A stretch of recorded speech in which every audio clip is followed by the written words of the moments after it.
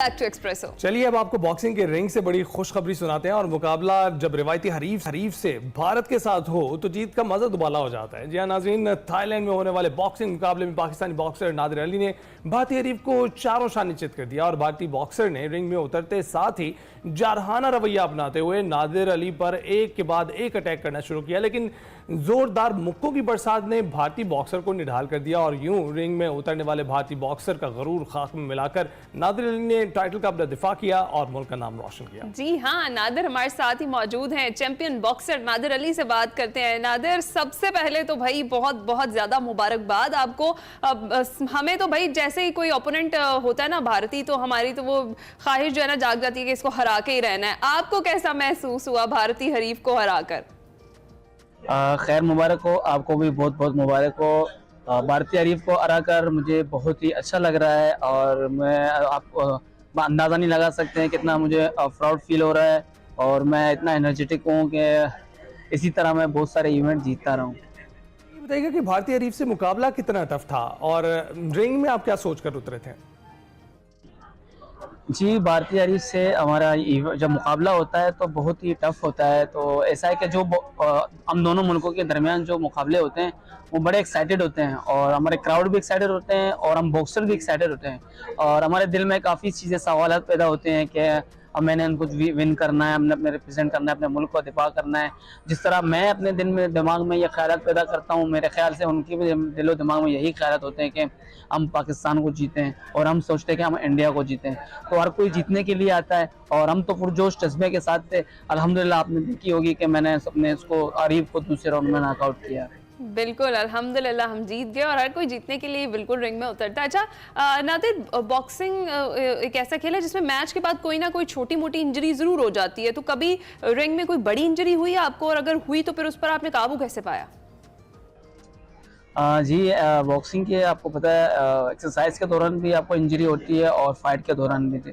ऐसा है कि आप जब पंच करने किसी को जाते हैं तो सामने वाला भी अपना पूरा ट्रेनिंग करके आता है आपको हिट करने के लिए, आपको आपके फेस को, आपके नेक को, नाक को तोड़ने के लिए, और वो भी चाहता है कि आपको इंजर्ड हो, आपकी फाइट स्टॉप हो। अगर मैं उसके लिए टफ हूँगा तो उसका फोकस ये होगा कि मुझे कट आए, ब्लीडिंग ज़्यादा हो और हड्डियाँ टूट जाएं और ऐसा कट हो के वो तकलीफ हो।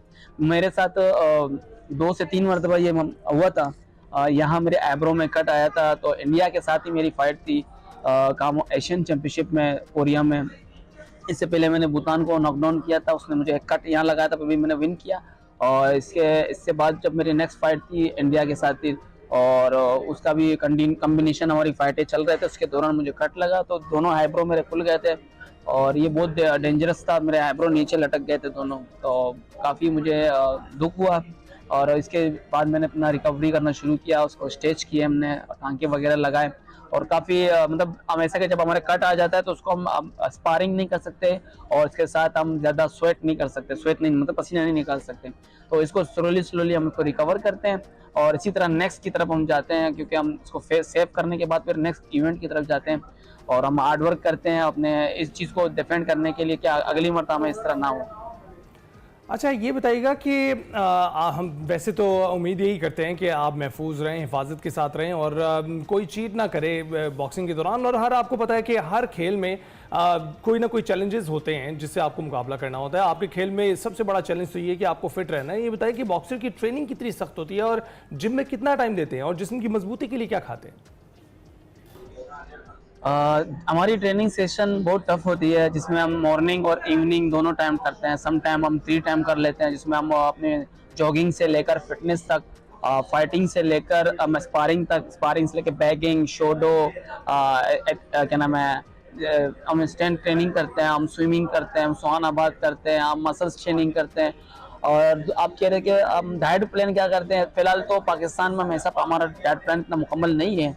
हम अपनी कोशिश के तहत जितना हमसे हो सकता है उस हिसाब से हम डाइट प्लान करते हैं, जिससे हमारे जो एनर्जी की चीज़ें हैं, हमें प्रोटीन की चीज़ें, हम ज़्यादातर उनको फोकस करते हैं, जिससे हम जल्दी रिकवर करके हमें मसल्स को रिकवर करने के लिए हम जितनी भी हमारे प्रोटीन की चीज़ें होती हैं हमें हमारे कोचेज हमें रिकॉग्नाइज करते हैं और हमारे साथ जो हमारे टीम होते हैं वो हम उनको देख के फॉलो करते हैं और इसी तरह हम कंटिन्यू करते हैं। बड़ी बड़ी ज्यादा टफ ट्रेनिंग है भाई आपकी। तो अच्छा मुझे बताएं कि ये जो आपने भारतीय हरीफ को आउट क्लास किया है, इस पर गवर्नमेंट की जानिब से कोई आपको पज़िराई मिली, कोई फोन शोन आया आपको?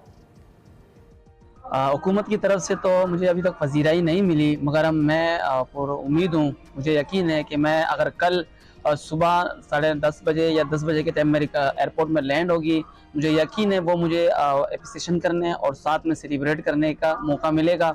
और ये सिर्फ जीत मेरी नहीं है, पूरे पाकिस्तान की जीत है और हमारे सारे स्पोर्टमैनों की जीत है और हमारे सारे एथलीट हैं उनकी जीत है। ठीक, तो नादिर ये भी बताइएगा कि अब तक कितने इवेंट्स में पाकिस्तान की नुमाइंदगी आपने की है, कौन कौन से टाइटल अपने नाम किए हैं? मैंने पाकिस्तान को काफ़ी मरतबा रिप्रेजेंट किया है। अभी प्रोफेशनल कैरियर के मेरी 13वीं बाउट थी और मैंने तकरीबन 9 बॉक्सर्स को नॉकडाउन किया है और 1 लॉसेस है, जिसमें मैंने ABF टाइटल विन किया और उसको भी डिफेंड भी किया। इससे पहले मैंने UBO टाइटल विन किया, यूनिवर्सल ऑर्गेनाइजेशन। इससे पहले मैंने WBC मेडलिस्ट टाइटल विन किया और WBC शोल्डर बेल्ट विन किया और इसके अलावा लातादाद मेडल हैं जो मैंने विन किया है और 4 मेरे पास नेशनल टाइटल हैं, वो भी मैंने विन किया है और उसको भी डिफेंड करके अभी मेरा नेक्स्ट गोल है इंशाल्लाह, वो भी मैं आप सबके सामने शेयर करूंगा। लातादाद मेडल्स तो आपने विन किए, आगे चल के भी हमें पूरी उम्मीद है कि इंशाल्लाह इसी तरीके से मेडल्स आप जीतते रहेंगे। अच्छा मुझे बताएं नादिर, जिंदगी का सबसे यादगार मैच कौन सा है? कोई ना कोई ऐसा मैच जरूर होता है जो आपको हमेशा के लिए याद रह जाता है, तो कोई ऐसा मैच जो है हमारे नाज़रीन के साथ भी शेयर करें। सबसे यादगार मैच मेरे ख्याल से मैंने रिसेंटली 5 अक्टूबर को मैंने इंडियन आरिफ को दूसरे राउंड में नॉकआउट किया है। मेरे नज़र में सबसे यादगार मैच मेरा यही है और मैं आगे के बारे में सोच रहा हूँ। ठीक, तो पाकिस्तान की आलमी सतह पर आप नुमाइंदगी करना और फिर टाइटल जीतना कितना बड़ा एजाज़ आपको लगता है और आइंदा कौन सी फाइट शेड्यूल है आपकी? सबसे पहले मैं समझता हूँ कि पाकिस्तान को रिप्रेजेंट करना मेरे लिए बहुत बड़ी एजाज़ की बात है और जब भी मैं एजाज़ की बात करता हूँ मेरे रोंगटे खड़े हो जाते हैं। मैं शायद आपको अपने कैमरे के अंदर आप लोग के दिखाऊं और मेरे रोंगटे खड़े हो रहे हैं, मैं फील हो रहा है। जब आप वो विन करते हो तो आपका हैंड अप होता है, तो आपका फ्लैग जब आपके कंधे में फ्लैग होता है तो आप समझ लो आप उड़ रहे हो, आपका ये फ्लैग उड़ रहा है, आपका ये मुल्क उड़ रहा है, तरक्कियों की तरफ जा रहा है। और ये कामयाबी, ऐसा मुझे लग रहा है कि ये कामयाबी सिर्फ मैंने नहीं, पूरे मुल्क के पाकिस्तान के एथलीट की कामयाबी है जिसमें मेरे साथ साथ जितने भी पाकिस्तान के एथलीट हैं वो भी आगे बढ़ना चाहते हैं, इसी तरह उड़ना चाहते हैं।